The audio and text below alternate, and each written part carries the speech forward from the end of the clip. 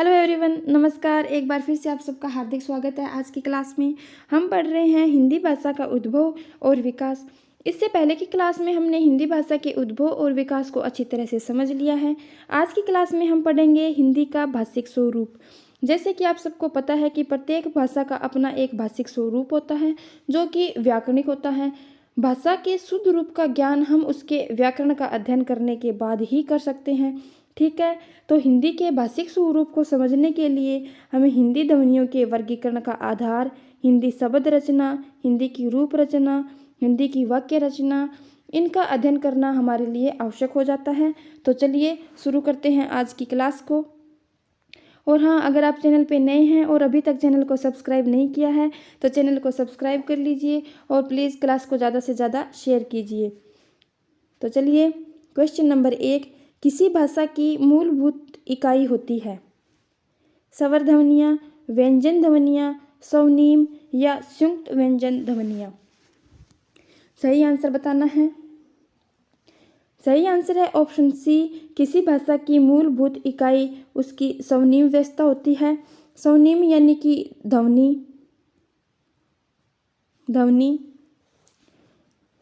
स्वनिम शब्द किससे बना है? तो स्वनिम शब्द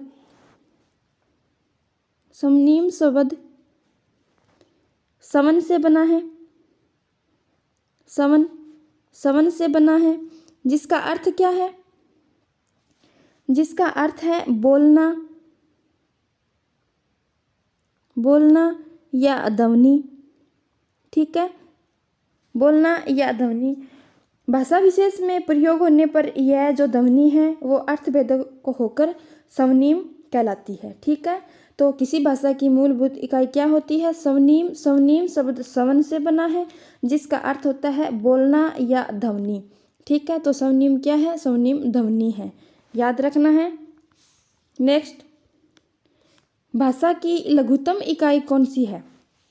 स्वर, ध्वनि या स्वनिम, वर्ण या व्यंजन? सही आंसर बताना है कि भाषा की सबसे छोटी इकाई या लघुत्तम इकाई कौन सी होती है। तो राइट आंसर है ऑप्शन बी, भाषा की सबसे छोटी इकाई ध्वनि या स्वनिम होती है। ठीक है, अगर प्रश्न में ऑप्शन ऐसे आए कि भाषा की लघुत्तम इकाई कौन सी है और अगर ऑप्शन में ध्वनि है तो ध्वनि सबसे छोटी इकाई है। सबसे छोटी इकाई तो आंसर आएगा ध्वनि। और अगर ध्वनि नहीं है, स्वनिम नहीं है, तो आंसर आएगा वर्ण। ठीक है,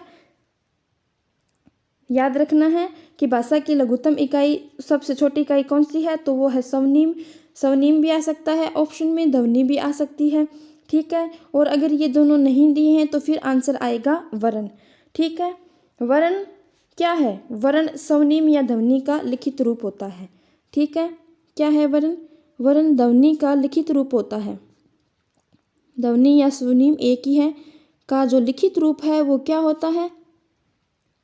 लिखित रूप वर्ण कहलाता है। ठीक है, जैसे मान लो क है। ठीक है, तो क का जो लिखित रूप है, क का लिखित रूप क्या कहलाएगा? तो वो कहलाएगा वर्ण। और क का जो मौखिक रूप है वो क्या कहलाएगा? तो वो कहलाएगा ध्वनि या स्वनिम। मौखिक रूप क्या कहलाएगा? ध्वनि। एक सेकंड,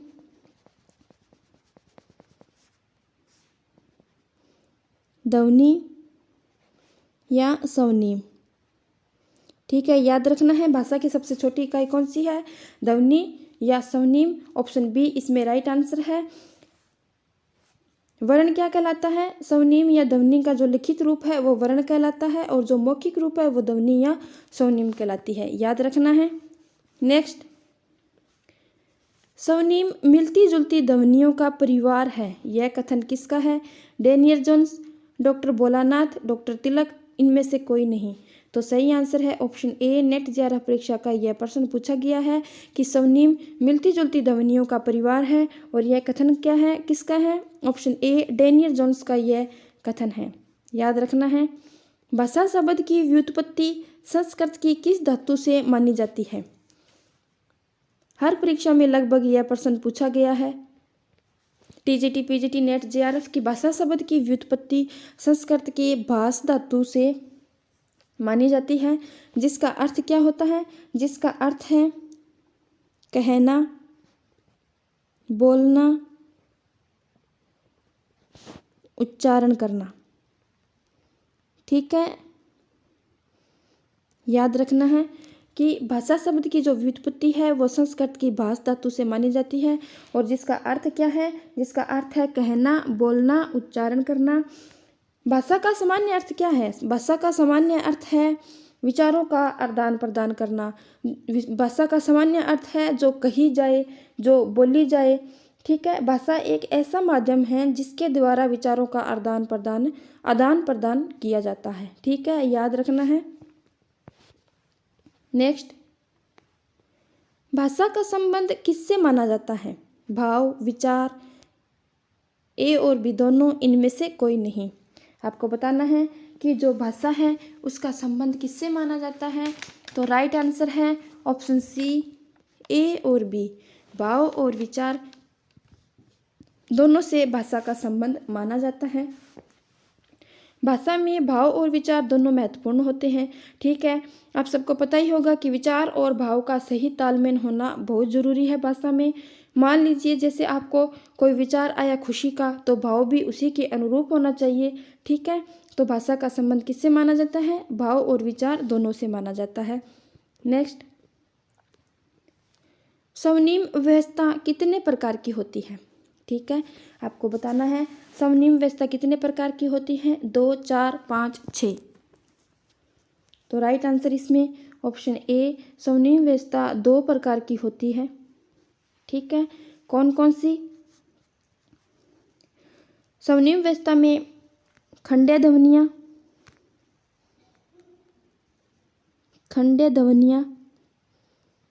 ठीक है, और एक है खंडेतर ध्वनियाँ।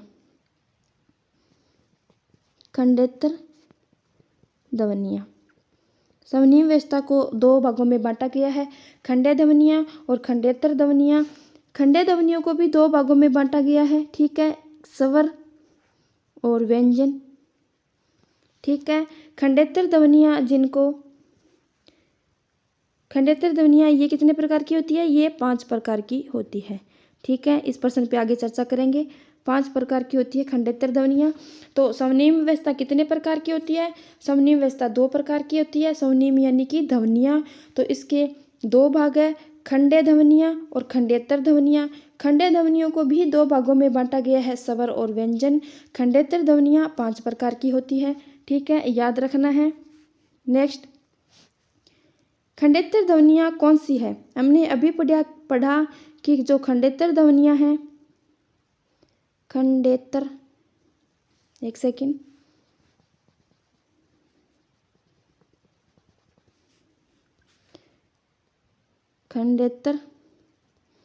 जो खंडेतर ध्वनियाँ हैं उनको कितने भागों में बांटा गया है? तो उनको 5 भागों में बांटा गया है। ठीक है, 5 प्रकार की होती है। कौन कौन सी? मात्रा, बलागात, सुर। ऑप्शन डी इसमें उपयुक्त सभी राइट आंसर है।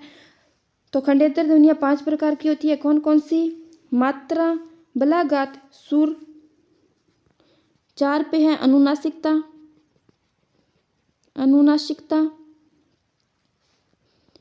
और 5 पे है, एक सेकेंड, 5 पे क्या है? 5 में है संगम या संहिता। ठीक है, खंडेतर ध्वनियाँ 5 प्रकार की होती है। मात्रा, दूसरी बलागात, तीसरी सुर, चौथी अनुनासिकता, 5वां संगम और संहिता। ठीक है, खंडेतर ध्वनियाँ क्या है? खंडेतर ध्वनियाँ जो खंडे ध्वनियाँ हैं, स्वर और व्यंजन, उनसे अलग नहीं है, बल्कि ये ऐसे तत्व होते हैं जो स्वतंत्र नहीं होते और ना ही इनको ध्वनियों से अलग किया जा सकता है। याद रखना है। नेक्स्ट, ध्वनि को किसके आधार पर उच्च या निम्न किया जा सकता है? मात्रा, बलागात, सुर या अनुनासिकता। आपको बताना है कि ध्वनि को किसके आधार पर उच्च या निम्न किया जा सकता है। तो राइट आंसर है ऑप्शन सी, सुर के आधार पर ध्वनि को उच्च या निमन किया जा सकता है। ठीक है, ध्वनि सुर क्या है? सुर है ध्वनि को उत्पन्न करने वाली जो कंपन है। ठीक है, सुर का प्रमुख कारण होती है वो कंपन, मतलब कि ध्वनि को जो उत्पन्न करने वाली कंपन है वो सुर कहलाता है। ठीक है, सुर का प्रमुख कारण होती है ध्वनि या सुर। ठीक है, याद रखना है सुर के कितने भेद माने गए हैं? सुर के भी 3 भेद माने गए हैं। 3 भेद कौन कौन से? उच्च, निम्न और सम। सम में क्या होता है? सम में सुर बराबर रहता है, सुर बराबर रहता है सम में। निम्न में, उच्च में सुर क्या होता है कि उच्च में सुर ऊपर जाता है, उच्च में सुर ऊपर जाता है। ठीक है, निम्न में जो सुर है वो ऊपर से नीचे की ओर आता है, ऊपर से नीचे आता है निम्न में। ठीक है, याद रखना है कि जो ध्वनि को उत्पन्न करने वाले कंपन है उस कंपन का ऊपर नीचे होना सुर कहलाता है। सुर के 3 भेद होते हैं, कौन कौन से? उच्च, निम्न और सम। उच्च में सुर ऊपर जाता है, निम्न में जो सुर है वो ऊपर से नीचे आता है और सम में सुर बराबर रहता है। याद रखना है। हर परीक्षा में इस टॉपिक से 1, 2, 3 जितने मर्जी प्रश्न हर बार पूछे जाते रहे हैं। ठीक है, ध्यान से समझना है। किसके आधार पर स्वर पूछा है? हर्षव या दीर्घ होते हैं? बलागात के आधार पर, मात्रा के आधार पर, अनुनासिकता के आधार पर, सुर के आधार पर। ये टॉपिक ऐसा है कि जल्दी से समझ में नहीं आता है। मैं पूरी कोशिश कर रही हूँ कि आप लोगों को ये एक एक तथ्य, एक एक प्रश्न, एक एक टॉपिक अच्छे से समझ में आए। तो प्लीज़ ध्यान से सुनना है मेरे व्याख्यान को। किसके आधार पर स्वर हर्षव या दीर्घ होते हैं? ठीक है, तो राइट आंसर है इसमें ऑप्शन बी, मात्रा के आधार पे जो स्वर है वो हर्षव या दीर्घ होते हैं। ठीक है, मात्रा के आधार पर यानी ध्वनि के उच्चारण में जो लगने वाला समय है वही मात्रा कहलाता है। लिखूं, ध्वनि के उच्चारण में जो लगने वाला समय है, ध्वनि के उच्चारण में लगने वाला समय क्या कहलाता है? तो लगने वाला समय मात्रा कहलाता है। ठीक है, जैसे हर्षव में जैसे 1 मात्रा लगती है तो 1 मात्रा का समय लगता है उसमें। दीर्घ में 2 मात्रा लगती है तो उसमें 2 मात्रा का समय लगता है, अधिक समय लगता है। तो मात्रा के आधार पर ही स्वर हर्षव या दीर्घ होते हैं। ठीक है, जैसे बल है, इसमें 1 मात्रा है बैल लय में। और जैसे बाल है तो ठीक है, बाल में बाल बोलेंगे हम, तो इसमें 1 मात्रा का समय ज़्यादा लग गया। तो इसी के आधार पर यह है कि जब ध्वनि का उच्चारण करते हैं तो उसमें जो लगने वाला समय है वही दीर्घ और हर्षव होते हैं। याद रखना है, हर्षव दीर्घ स्वर कितने प्रकार के होते हैं? 7 और हर्षव 4। 4 कौन से होते हैं? 1 सेकेंड। हर्षव स्वर कौन कौन से होते हैं? ए, ई, उ, री। ठीक है, ये हो गए हर्षव स्वर। कितने हैं? 4। फिर दीर्घ स्वर ये कौन से हैं? ये जो बाकी बचे हैं सारे, आ, ई, उ, ए, ओ, औ। कितने हो गए? 2, 4, 6, 7। ये हो गए 7। ठीक है, ये दीर्घ स्वर हो गए। तो मात्रा के आधार पर ही स्वर दीर्घ या हर्षव होते हैं, याद रखना है। नेक्स्ट, भाषा वह साधन है जिसके माध्यम से हम सोचते हैं तथा अपने विचारों को व्यक्त करते हैं। यह कथन किसका है? कपिल देव द्विवेदी का, भोलानाथ तिवारी का, कामता प्रसाद गुरु का, या इनमें से कोई नहीं? सही आंसर बताना है। सही आंसर है ऑप्शन बी, भोलानाथ तिवारी का यह कथन है कि भाषा वह साधन है जिसके माध्यम से हम सोचते हैं और अपने विचारों को व्यक्त करते हैं। नेक्स्ट, अनुस्वार एवं अनुनासिकता किस प्रकार की ध्वनियां हैं? अलप्राण, नासिकीय, अंतस्थ, इनमें से कोई नहीं। सही आंसर बताना है। तो सही आंसर है ऑप्शन बी, अनुस्वार जो अनुनासिकता किस प्रकार की ध्वनियां हैं, तो वह नासिकीय ध्वनियां हैं। नासिकीय ध्वनियां कौन सी ध्वनियां होती है, ठीक है, अंग, इए, अने, ने, मैं, अंग। ठीक है, ये ध्वनियां कौन सी है, ये नासिकीय ध्वनियां कहलाती है। ठीक है, नासिकीय ध्वनियां कौन सी होती है, तो जिन वर्णों के उच्चारण में जो वायु है वो मुंह के साथ साथ नाक या नासिक से भी निकलती है, वो नासिकीय ध्वनियां कहलाती है। सभी वर्गों के जो पांचवें अक्षर या पांचवा वर्ण है, यहाँ लिख देती हूँ, सभी वर्गों का पंचमाक्षर या वर्ण क्या कहलाता है, तो वो नासिकीय ध्वनियां कहलाता है। कौन कौन सी, अंग, इए, न, मैं, अंग। याद रखना है इन सबको। नेक्स्ट, क वर्ग के सभी व्यंजन होते हैं। क वर्ग के सभी व्यंजन होते हैं, कंठ्य, तालव्य, मूर्धन्य, दंत्य। आपको बताना है इसमें राइट आंसर कौन सा है। ठीक है, सभी वर्ग यानी कि क वर्ग, च वर्ग, ग, च। आप राइट आंसर बताइए तब तक इसका।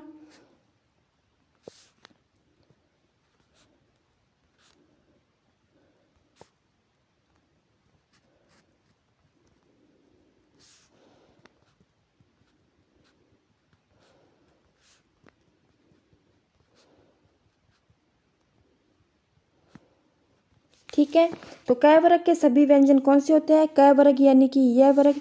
क वर्ग के जो सभी व्यंजन हैं वो कौन से होते हैं, तो ऑप्शन ए, कंठ्य। क वर्ग के सभी व्यंजन, ऑप्शन ए इसमें राइट आंसर, कंठ्य वर्ग के होते हैं।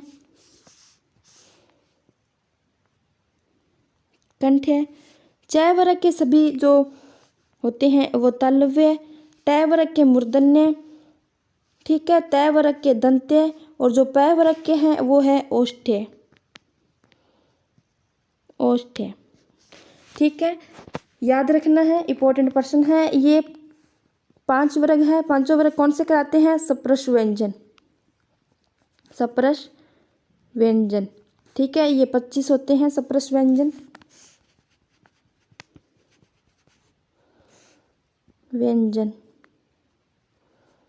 सप्रश व्यंजन की संख्या कितनी मानी गई है, 5। इसके अंतर्गत कितने वर्ग, 25 मानी गई है सप्रश व्यंजन की संख्या। इसके अंतर्गत 5 वर्ग आते हैं, कंठ्य, तालव्य, मूर्धन्य, दंत्य और ओष्ठ्य। ये पांचों वर्ग मैंने यहाँ लिख दिए हैं। हमसे पूछा गया है कि क वर्ग के सभी व्यंजन कौन से वर्ग के होते हैं, तो वो कंठ्य होते हैं। ठीक है, याद रखना है। निम्न में से मूर्धन्य ध्वनि नहीं है, ट, ठ, ड, ड। आपको बताना है कि निम्न में से जो मूर्धन्य ध्वनि है वो कौन सी नहीं है। तो हमने अभी पढ़ा था कि मूर्धन्य ध्वनि के अंतर्गत कौन सा वर्ग आता है, तो वो आता है ट, ठ, ड, और ण। ठीक है, तो यहाँ पे ट, ठ, ड है, ये तीनों क्या हो गए, ये तीनों मूर्धन्य ध्वनियाँ हैं। ड ये मूर्धन्य ध्वनि नहीं है। ठीक है, ये कौन सी ध्वनि है, आपको बता दूं कि ड और ड ये उत्क्षिप्त ध्वनियाँ मानी गई है। उत्क्षिप्त ध्वनियाँ, उपक्षिप्त ध्वनि या द्विगुण ध्वनि, इनकी संख्या कितनी है, तो इनकी संख्या 2 मानी गई है, ड और ड। याद रखना है। मूर्धन्य ध्वनि कौन सी है, तो ट वर्ग के जो सभी व्यंजन हैं वो मूर्धन्य ध्वनि के अंतर्गत आते हैं। इससे पहले हमने पढ़ा जो क वर्ग के सभी व्यंजन हैं वो कंठ्य ध्वनि के अंतर्गत आते हैं। च वर्ग के जो सभी व्यंजन हैं वो तालव्य ध्वनि के अंतर्गत आते हैं। त वर्ग के जो सभी व्यंजन हैं वो दंत्य, और प वर्ग के जो सभी व्यंजन हैं वो ओष्ठ्य। और इन सबको मिलाकर 25 व्यंजन होते हैं और इन्हें सप्रश व्यंजन कहा जाता है। नेक्स्ट, ध्वनि का उच्चारण स्थान के आधार पर होता है।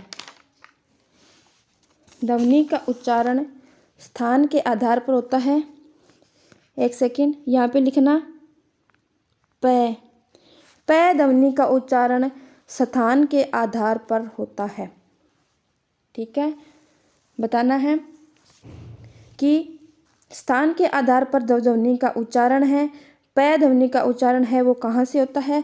तालव्य ध्वनि से, मूर्धन्य ध्वनि से, दंत्य ध्वनि से या औष्ठ्य ध्वनि से। तो हमने अभी पढ़ा कि औष्ठ्य ध्वनि के अंतर्गत प वर्ग क्षेत्र आता है। जो प वर्ग के सभी व्यंजन हैं वो किसके अंतर्गत आते हैं? तो वो औष्ठ्य ध्वनि में आते हैं। ठीक है, याद रखना है जिन व्यंजनों का उच्चारण होठों से होता है और वो औष्ठ्य ध्वनियाँ, और औष्ठ्य ध्वनियाँ में कौन सी आती है? प, फ, ब, म। जो प वर्ग के सभी व्यंजन हैं।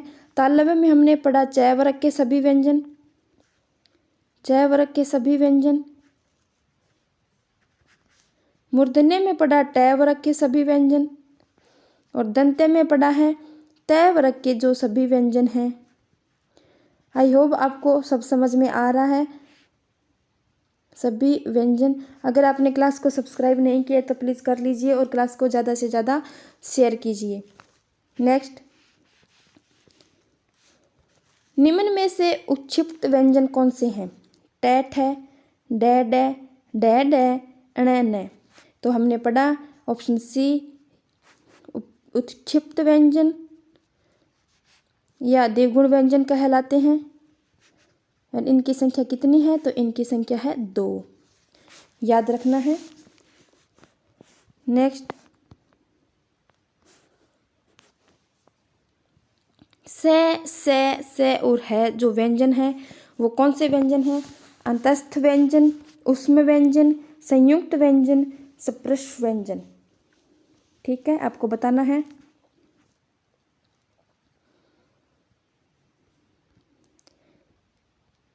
ये र ल व ये कौन से व्यंजन कहलाते हैं? ये अथस्थ व्यंजन कहलाते हैं। हमने पढ़ा प वर्ग तक जो सभी व्यंजन हैं वो स्पर्श व्यंजन कहलाते हैं। ठीक है, उसके बाद आगे अतस्थ व्यंजन, ये र ल वो अतस्थ व्यंजन आगे। उसमें व्यंजन के अंतर्गत आगे श और है व्यंजन आगे। संयुक्त व्यंजनों में आगे अक्षय, त्र, य और श्र। कितने अंतस्थ व्यंजन कितने हैं? 4। ऊष्म व्यंजन कितने हैं? 4। संयुक्त व्यंजन कितने हैं? 4। और हमने पढ़ा स्पर्श व्यंजन कितने हैं? तो क वर्ग से लेकर प वर्ग तक के सभी व्यंजन क्या है? सभी व्यंजन कितने हैं? 25। ये क्या कहलाते हैं? स्पर्श व्यंजन। ठीक है, याद रखना है। तो हमारा राइट आंसर क्या हो गया कि से और श व्यंजन कौन से हैं? तो ये है ऑप्शन बी, ऊष्म व्यंजन कहलाते हैं। याद रखना है। 25 और हमने कितने पढ़ लिए? 2 हमने पढ़ लिए उपक्षिप्त व्यंजन। उपक्षिप्त व्यंजन कितने पढ़ लिए हमने? तो पढ़ लिए 2। इनकी संख्या टोटल कितनी हो गई? 4, 8, 12 और 14। 25, 14 कितने हो गए? तो टोटल हो गए 39 व्यंजन। 39 व्यंजन। ठीक है, याद रखना है 39 व्यंजन हो गए हैं। उसके बाद अगर हम चलो उस अगले प्रश्न पे चर्चा करेंगे। आपको ध्यान देना है, अंतस्थ व्यंजन 4 है, उसमें व्यंजन 4 है, संयुक्त व्यंजन 4 है, स्पर्श व्यंजन 25 है, उपक्षिप्त व्यंजन हमने 2 माने हैं, उत्क्षिप्त व्यंजन 2 माने जाते हैं। तो टोटल कितने हो गए? टोटल हो गए 39 व्यंजन, 39। याद रखना है। हिंदी भाषा में वे ध्वनियाँ कौन सी है जो स्वतंत्र रूप से बोली जाती है? स्वर, व्यंजन, वर्ण या इनमें से कोई नहीं। तो हमने चर्चा की है कि ऑप्शन ए स्वर जो स्वतंत्र रूप से बोले जाते हैं। ठीक है, स्वर हिंदी भाषा की वे ध्वनियाँ हैं जो स्वतंत्र रूप से बोली जाती है, स्वतंत्र रूप से बोली जाती है। ठीक है, व्यंजन जो स्वरों की सहायता से बोले जाते हैं, व्यंजन जो स्वरों की सहायता से बोले जाते हैं, सहायता से बोले जाते हैं। ठीक है। वर्ण, वर्ण क्या है? वर्ण है कि खंडित न होने वाली ध्वनि, जिसको खंडित नहीं किया जा सकता। खंडित न होने वाली जो ध्वनि है, न होने वाली ध्वनि क्या कहलाती है? वो कहलाती है वर्ण। तो स्वतंत्र रूप से कौन से बोले जाते हैं? तो स्वतंत्र रूप से बोले जाते हैं स्वर। यहाँ पे ध्यान देने वाली बात एक ये है, ऑप्शन ए इसमें राइट आंसर है। स्वरों की संख्या कितनी मानी गई है? स्वर कितने? 11, जिसमें 4 स्वर हमने पढ़े थे। ठीक है। ह्रस्व स्वर कितने माने जाते हैं? ह्रस्व स्वर 4। कौन कौन से? एक सेकेंड। 4 कौन कौन से? ए, ई, उ और री। ठीक है, ये 4 हो गए ह्रस्व स्वर। उसके बाद में माने गए हैं दीर्घ स्वर। दीर्घ स्वर, दीर्घ स्वर कितने? 7। कौन कौन से जो बचे हैं? आ, बड़ी ई, बड़ा ऊ, ए, ऐ, ओ, औ। कितने हो गए? 2, 4, 6, ये 7 हो गए। ठीक है। 2 अयोगवाह स्वर माने जाते हैं। यहाँ लिख देती हूँ, 2 अयोग वाह स्वर कौन से? कौन से माने जाते हैं? तो वो माने जाते हैं, एक सेकेंड। 2 अयोग वाह स्वर कौन से? एंग, ए। ठीक है। कितने हो गए? 11 स्वर, जिसमें 4 ह्रस्व स्वर माने जाते हैं, 7 दीर्घ स्वर माने जाते हैं, 2 अयोगवाह स्वर माने जाते हैं, 2। ठीक है। कितने हो गए? 11, 2, 13। व्यंजन हमने पढ़े कितने? 39, 39 व्यंजन और 13 स्वर, जिसको मिलाकर टोटल कितने हो जाते हैं? 52 वर्ण, जो कि सर्वसम्मति से कुल कितने वर्ण माने जाते हैं? तो सर्वसम्मति से कुल 52 वर्ण माने जाते हैं, जिसमें 39 व्यंजन और 13 स्वर। ठीक है। और वो कौन कौन से हैं वो सब हमने आपको अच्छी तरह से समझा दिया है। याद रखना है, 13 स्वर, 39 व्यंजन, टोटल 52 वर्ण माने जाते हैं हिंदी में सर्वसम्मति से। नेक्स्ट, प्रयत्न के आधार पर लय किस प्रकार की ध्वनि है? बताना है। प्रयत्न के आधार पर लय किस प्रकार की ध्वनि है? पूछा गया है प्रयत्न के आधार पर। ध्यान देना है, प्रयत्न के आधार पर। अभी तक हम पढ़ रहे थे उच्चारण स्थान के आधार पर व्यंजनों का वर्गीकरण देखा है हमने। किसके आधार पर? उच्चारण स्थान के आधार पर। अभी पढ़ रहे हैं प्रयत्न के आधार पर लय किस प्रकार की ध्वनि है। तो ऑप्शन ए, प्रयत्न के आधार पर लय पार्श्विक ध्वनि या पार्श्विक व्यंजन माना जाता है। जिन ध्वनियों के उच्चारण में जो वायु है वो जीभ के दोनों ओर से बाहर निकल जाती है, वो पार्श्विक ध्वनि कहलाती है। याद रखना है, जिन ध्वनियों के उच्चारण में जो वायु है वो जीभ के दोनों ओर से बाहर निकल जाती है, वो पार्श्विक ध्वनि कहलाती है। और लय कौन सी ध्वनि है? लय पार्श्विक ध्वनि है। प्रकंपित ध्वनि कौन सी होती है? प्रकंपित या लुंठित, इसको लुंठित भी कहते हैं। एक सेकेंड। लुंठित ध्वनि कौन सी है? तो प्रकंपित या लुंठित ध्वनि मानी जाती है रे। याद रखना है। नासिकीय ध्वनि हमने पढ़ी ही। नासिकीय ध्वनि कौन कौन सी? अंगम, इय, अण, न और मैं। और उत्क्षिप्त व्यंजन हमने पढ़ी ध्वनि ड और ड। ठीक है। याद रखना है। तो पार्श्विक ध्वनि कौन सी है प्रयत्न के आधार पर? तो लय। नेट जेआरएफ परीक्षा में यह प्रश्न पूछा गया है, इंपॉर्टेंट प्रश्न है, याद रखना है।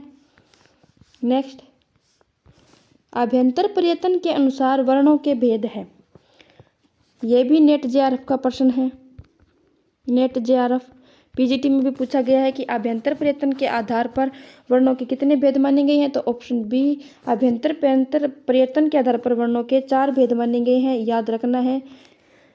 तो चलिए आज की क्लास में इतना ही। अभी तक हमारे क्वेश्चन कंप्लीट नहीं हुए हैं, वीडियो लंबी हो रही है, इसलिए आगे के क्वेश्चन हम कल की क्लास में कंप्लीट करेंगे। अगर आप सबको क्लास समझ में आई, क्लास अच्छी लगी तो प्लीज़ क्लास को ज़्यादा से ज़्यादा शेयर करना, लाइक करना, कमेंट करना। और हाँ, चैनल को अभी तक सब्सक्राइब नहीं किया है तो प्लीज़ चैनल को सब्सक्राइब कर लीजिए ताकि आने वाले क्लास का नोटिफिकेशन आपको मिल जाए। ठीक है, थैंक यू।